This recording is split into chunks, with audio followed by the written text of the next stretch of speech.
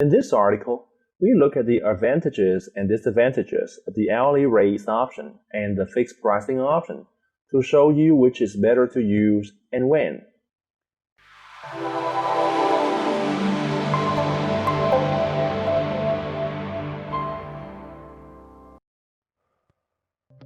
Do you fix price per project so that I can control the cost? Yes, we do.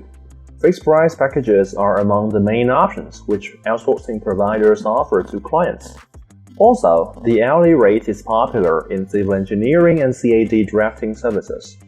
In this article, we look at the advantages and disadvantages of the hourly rates option and the fixed pricing option to show you which is better to use and when.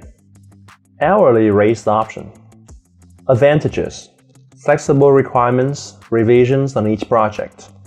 Only pay for the time spending on specific tasks. No need to spend much time to estimate detailed work. Disadvantages: undefined budget. Need to manage the process. When to use? Dynamic requirements, unclear project scope, flexibility is required. Long-term project involved revisions, comments from CD or clients. Fixed pricing option.